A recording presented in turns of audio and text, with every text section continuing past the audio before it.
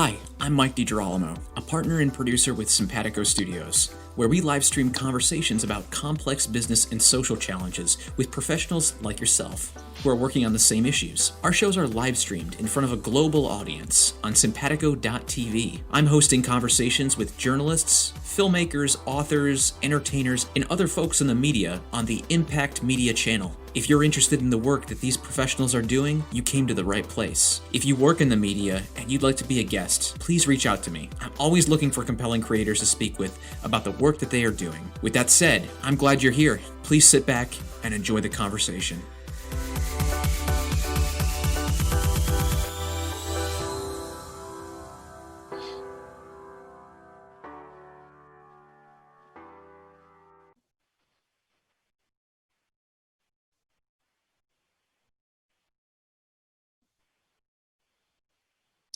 Today, our guest is Dr. Benjamin Franta.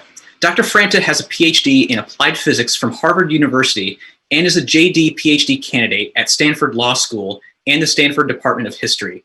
He studies the history of climate science, climate disinformation, and fossil fuel producers. His work has appeared in Nature Climate Change, The Guardian, and Project Syndicate. Dr. Franta, welcome to the show. Thanks a lot. I'm glad to be here. So it's something that we're kind of doing here on Cimpatico is we're just checking in with folks about how their lives are during this pandemic. How's things going for you during COVID-19? Well, it's been up and down. I'm kind of an introverted person. So at first, I didn't mind being home all the time, but, now I'm realizing I miss hanging out with people too. So I guess after all, I'm human as well. Turns out it took 3 months to realize that, of being alone in my apartment, but yeah, so it's okay. It's a little touch and go, I think a lot of people feel that way when I see people. Yeah. And you mentioned earlier that you had been traveling. How was that for you doing that during this time? It's very interesting. I mean, it actually wasn't bad, but I was very careful, of course, wearing my mask all the time. But back home and kind of glad to be back home now. Great. Well, so let's just get right into it. So for those of you watching, I'm sure that you have a lot of questions. Let's clear the air. You're quite an impressive guy here. You have a PhD in applied physics from Harvard University, and you're getting another PhD at Stanford along with the JD. And it's impressive. So I just kind of wanted to ask you about that. Why the double PhD on top of a law degree? And when did climate change come into the picture for you? How did you get interested in that? Yeah, I kind of have an interesting story with regard to how I got into climate change. And it's a little unusual. I was actually went to grad school for archaeology at Oxford in England. And I was learning about paleoclimate science in my classes. And actually, at first, I was really skeptical of climate science.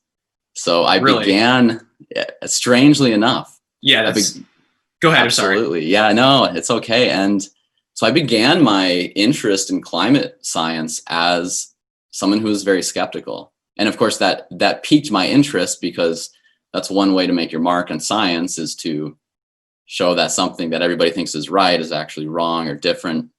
So I got into it that way. And then after, months of reading journal articles and doing research and testing out different ideas, I became convinced over time that I had been wrong, and that climate science was legitimate, robust, and it was kind of embarrassing, but it was also amazing to completely have your mind changed about something. So once I changed my mind, I thought, oh my God, this is a huge problem. And I felt compelled to work in it to try to avert the problem. So that's why I went back to do applied physics, working on solar energy, and because my background was mostly in physics. And then over time, again, I learned more about the problem. I learned about the political dimensions to the problem. And by the time I got the PhD in applied physics, I wanted to move towards that social science and more politically engaged direction. So it was a huge jump to do another PhD. Of course, it takes a huge amount of time, but I'm pretty obsessed with this problem. So, at the end of the day, it was a no-brainer, and I did it, and and it's been great. I've learned a huge amount here as well, so it's been fantastic. Great. Yeah. So that is a really interesting story. So, coming from that background of being someone who's skeptical about it, I imagine you had to go through and dig through a lot of different articles and research, before you kind of came around and like saw it, right there. Was there any particular piece of research or something you came across that kind of did it for you, or is it more of a culmination? It was both. There were those moments, but it was also slow. I started off having these different hypotheses about things that may have been wrong with the existing science. Things like, I wonder if isotopes that are used to reconstruct temperature records, I wonder if they diffuse through ice cores. If so, how much? Different sort of physics hypotheses. And so I dug into the literature, and that takes time, and started emailing prominent people in the field. I was probably pretty annoying to a lot of people, but some of them got back to me and they'd explain things, and then I slowly figured it out, and I slowly realized that a lot of the ideas and potential objections that I had already been thought of by other people, sometimes decades earlier, and there were huge literatures on those topics. And so, it's funny because you read an article that's 30 years old, and it's old news, but so the first time you hear it, it is new news. Mm-hmm. And that's how it was for me. So I slowly had my mind changed. And then I think, once I started taking classes about the physics of the climate,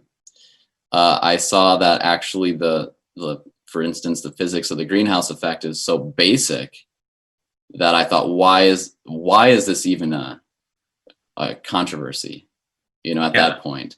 So, so it was a journey. So I'm actually a big believer in the capacity of people to change their minds about very fundamental things. But I think it often does take time. That was a process of probably over, a few years in my case. And I would like to talk about that a little bit later, but let's go ahead and, speaking of decades, let's talk about the decades of history behind climate change knowledge. I want to take us back to that article you wrote about Edward Teller when he was first giving a lecture on climate change. Can you tell our audience a little bit about that? Yeah. So it turns out the oil industry had been warned about climate change by the end of the 1950s. And in this case, it was in 1959. And I found this document while doing archival research a few years ago. It was the transcript of Edward Teller's speech. And Edward Teller was a famous nuclear physicist, and actually is associated usually with sort of the Cold War right wing. He was a proponent of the use of nuclear technology, nuclear weapons, for all sorts of different things. Developer of the hydrogen bomb, the fusion bomb. So this warning coming from him was sort of unexpected, but that the transformative thing about reading something like that, and just to give the detail, he was speaking to a centennial celebration for the oil industry. So this was in 1959, because the Drake oil well was carried out, was done in 1859. And so the American Petroleum Institute, which is the biggest trade association for the oil industry in the US, held this celebratory conference in New York City, Columbia University in 1959, invited Edward Teller, and in his speech, he warned them that fossil fuels were causing CO2 to accumulate in the atmosphere, and that this would cause global warming by the end of the century, and that this would cause damage like sea level rise and flooding ultimately. And So when you read something like that, it transforms your understanding of where you are in the history of knowledge. One of the reasons that I was skeptical about climate science at first was because I had never heard of it before. And I was a young adult by that point. I was in my early 20s, and I kind of thought erroneously that if I hadn't heard of it before, then it must be new or maybe not to be trusted. Mm-hmm. But when you read these historical documents and you see that actually this has been known for many, many decades, it changes your self-perception of where you're at in this history of knowledge. So that was powerful when I saw that document, and I think that's one of the powerful things about history in general. And speaking of that, from then on, I imagine that many prominent people in the fossil fuel industry were hearing him say these things. And so then I find it quite interesting that then I believe you mentioned that they created a task force to study climate change. Can you tell us more about that? Yeah, so by the end of the 1970s, so if we fast forward a few decades, more and more attention was being put on climate change. And the oil industry put together this internal task force to monitor climate science. So climate science that other people were doing. And we have some of those minutes, the meeting minutes of this task force. And it included representatives of all the major oil companies, the companies like Exxon, also the predecessors to Chevron, BP, etc. And what they thought from their own internal documents was that global warming would, in fact, occur, but they were concerned more with not whether it would occur. They knew it would occur, but when would people notice? Because they thought there's some natural variability in the climate system, and so you have to leave that boundary. You have to leave that range before people are going to notice. And they predicted that would happen around the year 2000. And they were pretty close, because in 1995 or so, that's when the second IPCC report came out. And that's when the conclusion of the observation of the global warming signal was stated. So they were very, very close with that prediction. And I just want to highlight, like they also knew, it seems like that I'm reading from your notes that you said that they knew how bad it was going to get. I believe the word was catastrophic. That was the word that was used. Can you tell us when did they know it would get catastrophic, and how long was their knowledge of that occurring? Mm-hmm. Yeah, the word catastrophic comes up a lot, and that word is used a lot in their own documents. There's an internal document from 1979 from Exxon that discusses the future impacts of global warming in the 21st century that it predicted. And, they included the usual impacts that we think of today: sea level rise, increasing temperatures that will cause drought in some places, flooding in other places, impacts on agriculture. They talk about human migration or displacement, refugees. They don't use the word refugee, at least I haven't seen it, but they use the word displacement or migration, famine, words like that. And these dire assessments continued internally and amongst the oil companies throughout the 1980s. And hashtag Exxon knew, it's a common social media message that we hear and see. Were they alone in their knowledge, or how many other companies knew the same knowledge? Do they have access to the same documents?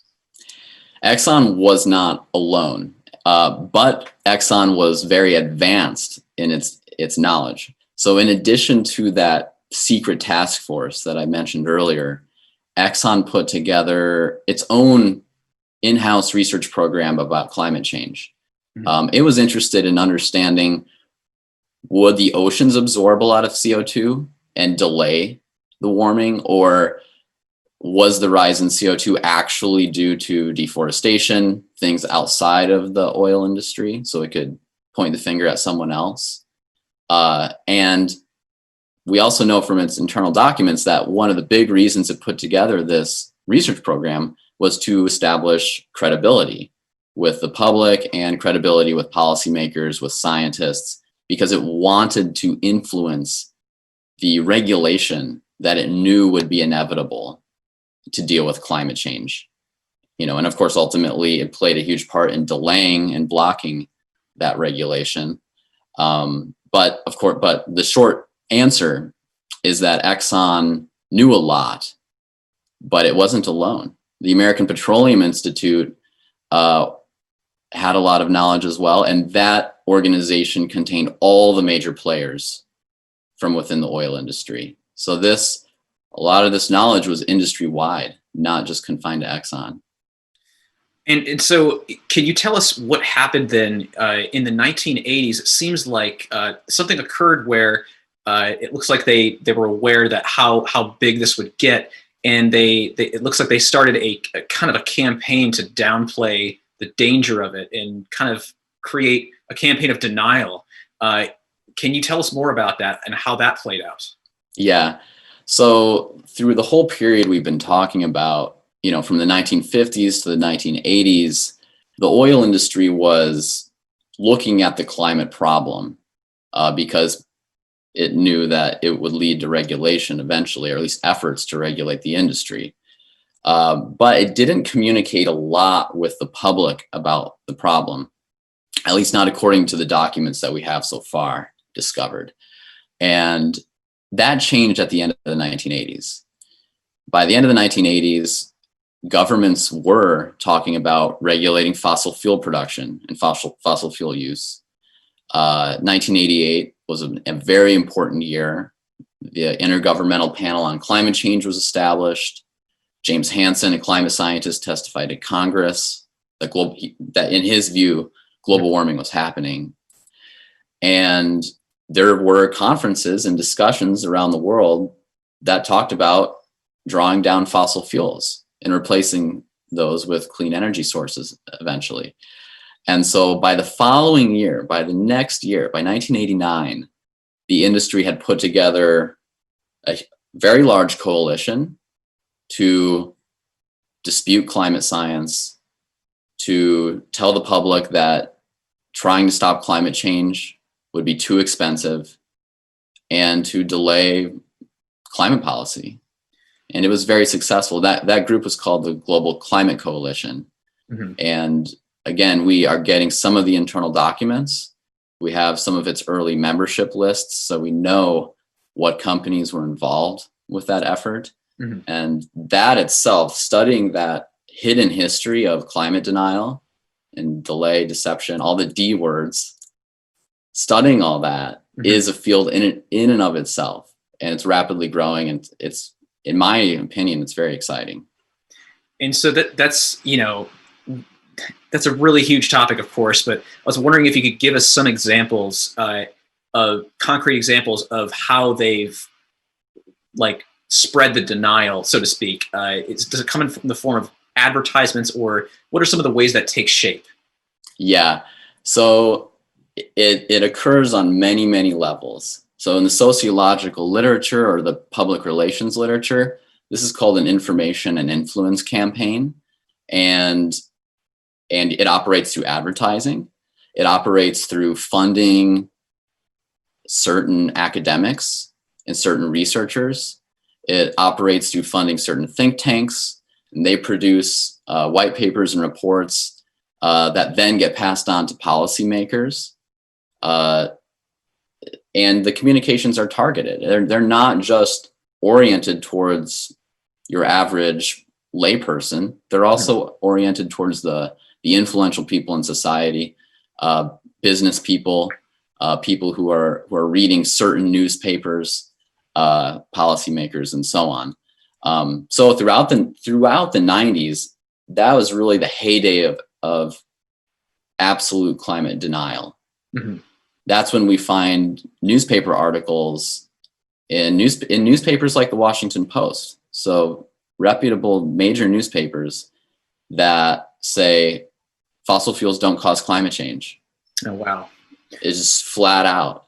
These are written by representatives of the industry, often involved with this global climate coalition that I mentioned, Mm-hmm. and efforts to stop international treaties like the Kyoto Protocol, efforts to stop domestic climate policy, which we tend to forget.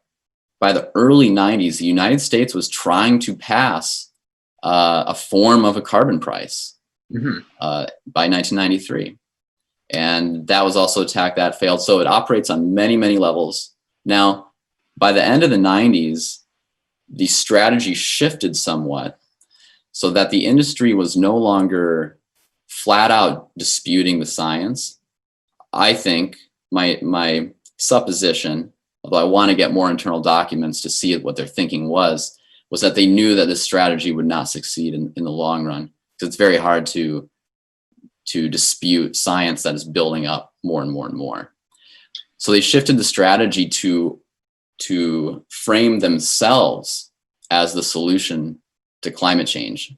So by the end of the 90s, the fossil fuel industry is saying, of course we believe in climate science. And climate change is a very serious problem, but you need us to solve the problem. And that's the position they maintain today. It's become rather mainstream. That's an incredible shift, and I have actually feel like I've seen that. I have a question from the chat here. I just want to pose to you from Ken. How have international oil companies and oil-producing nations contributed to climate denial? That's a great question. So it's something that the small handful of people who study this area. So the one thing I want to say for sure is that if you're interested in this area, get into it, because we need more people doing research and uncovering what's going on in this area. There's a lot of work to do. And that question points to one of the frontiers of the research. What is the international dimension of climate denial? We know that some of the international oil companies like BP and Shell, they were involved with these efforts through the American Petroleum Institute, through the Global Climate Coalition, and so on. But what's going on internationally? We tend to see climate denial is stronger in countries that have big domestic fossil fuel industries, like Australia, for example. And of course, there's an ideological component to it, kind of an anti-regulatory, capitalist, market-oriented ideology that folds into it as well. But things like what has been the role of the nationalized oil companies? What role do they play? How politically powerful are they in their countries in influencing climate policy? Same as the US, different. Of course, the political dynamics are different in different countries. So that's something that we know it's there, but we don't know the details yet. Mm-hmm. So that's a frontier of research. We're just got one more question from chat here before we kind of get near the end of the episode here, but I have a question from Kayla. How is it possible for people who are well educated to become swayed to support climate denial? Is it mostly bribery or just well-written documents that attack psychology? Yes. So, I sort of think that education does not necessarily lead to having correct opinions. That's my opinion. And often, the people who are very well educated have the ability to rationalize their beliefs. And if what they want to believe is that climate change is not real, then, there are ways to do that. They can become hyper empirical, like I kind of was at one point, and saying, well, what about this thing? What about that thing? Now that's okay, because that's sort of part of scientific research, is to dig in the details. But if you just stop at the questioning, and if you don't go to the actual investigation, resolution of the question, then it's just an objection that doesn't go anywhere. It's just basically a delay tactic. So So, very well educated people can be climate deniers too. Now, I mentioned an ideological component to this, and I tend to see these two things coming together. There's the vested interest in fossil fuels. That's why you see a lot of fossil fuel companies engaging in climate disinformation to protect their profits. And then there's an ideological component to do with a faith in an unregulated market. And so, that sort of implies that climate change can't be that bad, because if it is, then the market will take care of it. Yeah. And that's an ideology, that's not science, but it's very baked into mainstream economics in the United States. So, and that's what people are learning in economics departments. That's what they're learning in business schools. So again, these are educated people, but you're also taught an ideology when you're educated, and that ideology might conflict with the reality of climate change.